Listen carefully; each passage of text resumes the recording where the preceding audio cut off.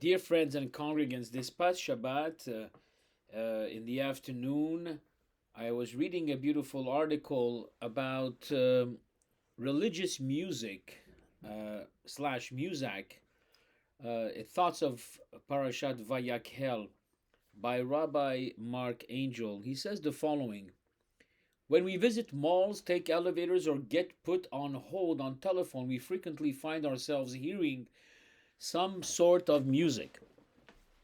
Actually, this music is often called Muzak, based on the Muzak Corporation, which first developed it.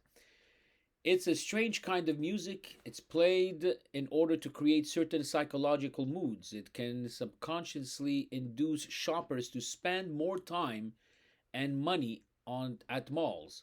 It can affect our moods in ways that the purveyors wish to influence us. Music sounds like regular music, but it generally has no beginning, no middle, or end. We hear it in the background and hardly pay attention to it. After hearing music, we don't walk out whistling a tune we just heard. Indeed, we hardly remember having heard it. Real music is an art form. Music is a psychological device. Real music seeks to elevate us or move us emotionally. Music seeks to generate background noise so that we can manipulate us into thinking we've heard music. Just as there is a vast difference between music and Muzak, there is a vast difference between real education and pseudo education. Genuine teachers provide us with skills. More than that, they provide us with ways of thinking on our own. Genuine teachers open our minds to new ideas, encourage us to work independently, stimulate creativity. On the other hand, there are teachers who are stale and boring, who talk at students rather than with students. There are teachers who are entertainers, more interested in being popular with students than with challenging and teaching them. They pretend to teach, but lack the content, the vision, and imagination of real teachers. If we think back to many teachers with whom we've studied, we can rejoice in those who have actually taught us and pushed us to our limit. But we can also remember those who provided educational music, who blathered on and who lacked originality, who joked around rather than opening our minds. The difference between genuine and pseudo education is particularly problematic when it comes to religion. Real religious teachers not only teach us the do's and don'ts of Judaism, even more importantly, they teach us how to approach our holy texts and observances with a sense of awe. They provide us with spiritual uplift.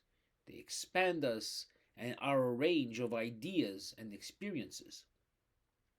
When we are in the presence of genuine religious teachers, we feel their authenticity and honesty, their idealism, their quest for truth, their innate humility. Muzak types of religious teachers give the external impression of teaching religion, but they lack content and authenticity. They teach religion by rote. They do not convey a great religious vision, but are satisfied to present anecdotes and platitudes that don't inspire and don't allow us to grow or to think for ourselves. They preach about prayer, but don't take prayer too seriously themselves. They speak about Torah study, but their own study is shallow. They tell us to observe mitzvot, but they lack gravitas in their own religious behavior. In describing the building of the Mishkan, and the Torah indicates that God chose Bezalel to head the construction project.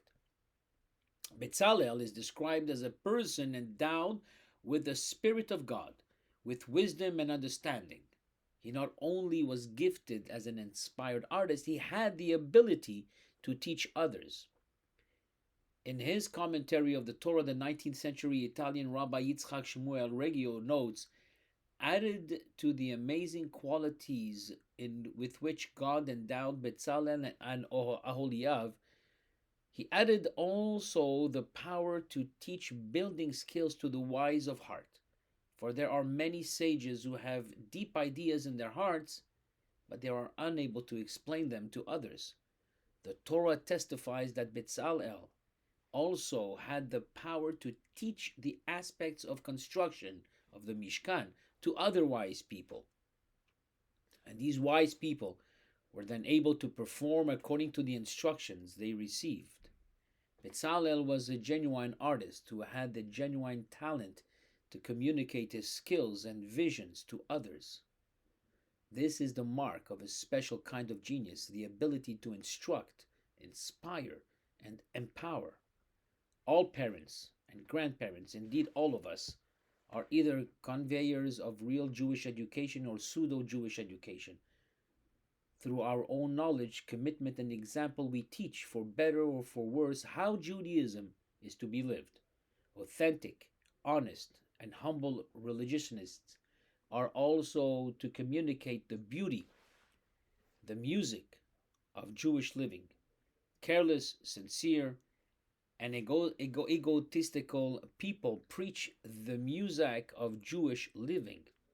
It may sound like Judaism, but it is inauthentic and unconvincing. Just as music is different from Muzak, so genuine religious teaching is different from pseudo religious teaching. Our responsibility is to choose the way of authenticity. Beautiful words by Rabbi Angel, and I hope that inspires you for the coming week. God bless.